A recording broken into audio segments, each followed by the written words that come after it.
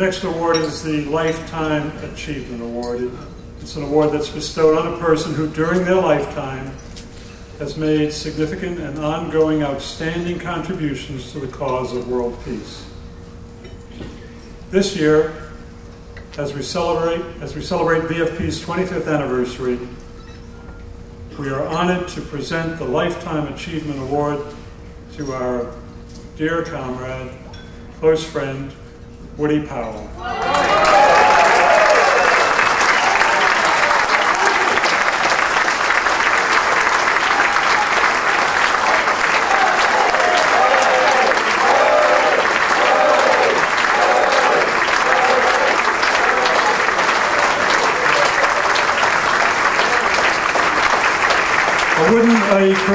A Korean War veteran, Woody joined VFP when the Gulf War began and is coming up on 20 years of service in VFP. His resume in peace work is lengthy and includes such endeavors as serving as a human rights observer in Chiapas and Oaxaca, has the honor of having been banned from Fort Benning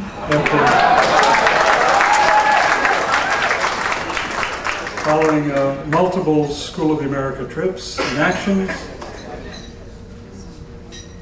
He visited a previously unknown civilian massacre site in Korea and apologized to its sole survivor and co-authored the book, To Walk the Golden Road, which details the lives of two Korean war vets from two different cultures who come to the same conclusion about the waste and the uselessness of war.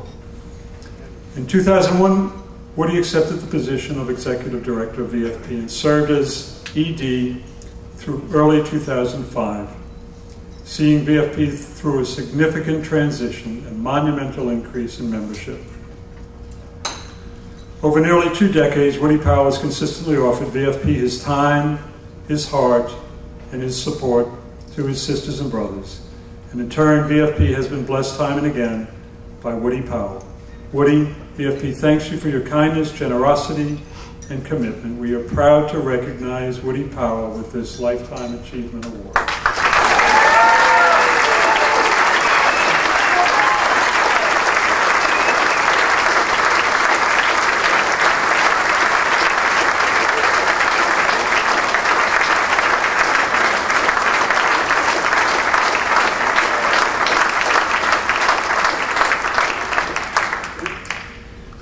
Cherie ruined the whole thing for me because early on she said, "Woody, you've got 5 minutes." Oh, geez. I don't know. This is really wonderful. Really wonderful. You know, there are some seminal moments in my career with Veterans for Peace, and I'm going to give it just maybe 3 of them. First one was '91 when the Gulf War broke out, and I found Veterans for Peace, joined them in St. Louis, and we had a small chapter, a very small chapter at that time, and I think it was our second meeting we held it that had a picnic on the lawn in the little park in front of the War Memorial, and everyone there was a Korean vet, a Vietnam vet, and they were talking about welcome home. That was kind of a phrase that was going around there. Welcome home, welcome home. And I just kind of offhandedly remarked, well, I don't remember ever being welcomed home from Korea. And this wonderful woman got up, came over, and gave me a great big hug and said, "Welcome home." And I started to cry. So that's, you know, from that point on, I have never lost that feeling of being welcome in Veterans for Peace. It was just a tremendous moment of acceptance. Then there was another moment. It was right after we brought the office to St. Louis. Lee Vanderland, who was a bull of a man, hoisted all those desks and file cabinets and computer equipment and all that stuff into a Ryder rental van and brought it there all by himself. And we were unloading it, and You know what happened? That was, he arrived on September the 9th, 2001, and you know what happened 2 days later while we were just unpacking all of that. And shortly after that, a young man named Greg Neese, a discharged Marine veteran from Colorado, wrote a letter to the President of the United States, George W. Bush, cautioning him against going off and doing something stupid like attacking somebody over this issue and advising him to look into the causes, what was behind this. And that letter got on the internet, got picked up by a number of people, including a group of Japanese peace activists who raised a whole bunch of money, $80,000. And over the imprimatur, they contacted me and wanted to know, can we use the Veterans for Peace logo on this and identification on this full-page ad in the New York Times. And of course, we did that. Well, immediately that hit, I got introduced to Bill O'Reilly. I got a call from his producer, and I had never heard of this guy before. And she said, this guy wants to interview you about this ad. And I said, okay. So it was about 10 o'clock at night, and I went over to the Channel 2 studios, and they put me in this studio all by myself. And this camera was sitting on a stool with this camera in front of me, earphones on, and listening to Bill O'Reilly chew Red Cross person's ass out for being late in payments to the victims. And then it was my turn in the barrel. And it went okay. And there was one thing that came, that occurred to me during this exchange, was that he was deferential to me because I was a veteran. And that showed me what my obligation really was. And the power that we have as veterans, earned or unearned, it's there nevertheless.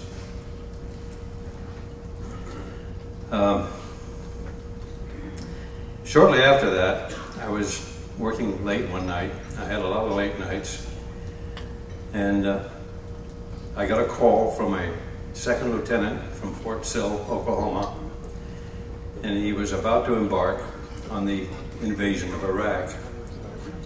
And he was in charge of an artillery unit that had a rocket battery that he said would cover 45 acres of just massive death, just in one salvo. And he was crying because he didn't want to use that on people. And all I could do was listen to him. And I shared his helplessness. But that made it very clear to me that we had to be here when he came back. And I mentioned that late night because there were a lot of late nights. And I want to mention my wife, because my wife has been the most supportive person in the world. When all this happened, it really changed my life very, very significantly.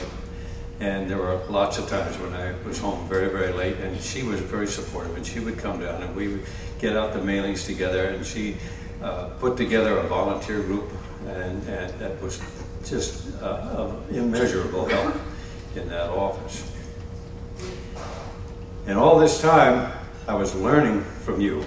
You people taught me a tremendous amount. Lincoln Groffs, for instance, he taught me about the fallout from the nuclear experiments. He was a World War II veteran, and he was our treasurer at the time, and he would come down to the office, and I learned a tremendous amount from him about nuclear affairs and also our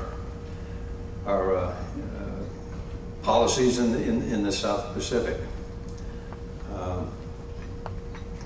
I learned from David Klein. David Klein and I were on the phone with each other. We were on the phone together just almost daily. And I've never encountered somebody who was so savvy and so well-versed in all of the organizations that that can be brought together and aimed at peace. I just stood in awe of him, and I don't know half of what he knew to this day. But he was just a tremendous inspiration to me, and I just loved working with that man.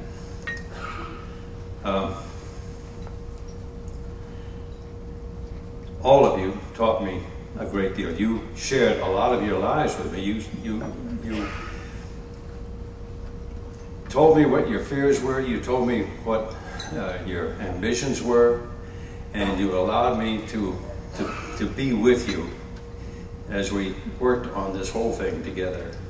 And I've never felt so embraced by people as I have felt embraced by you, and I am just so very, very grateful. One more thing, he mentioned that book, To Walk the Golden Road, and that was part of my awakening too, to meet this man in China who had fought against me in Korea, and we had become very close friends. And he had told his story, and I had written down his story, and then we were encouraged to write a book based on his story and my story. And so that book is really the story of two soldiers from two very different cultures during the same period of history, intertwined.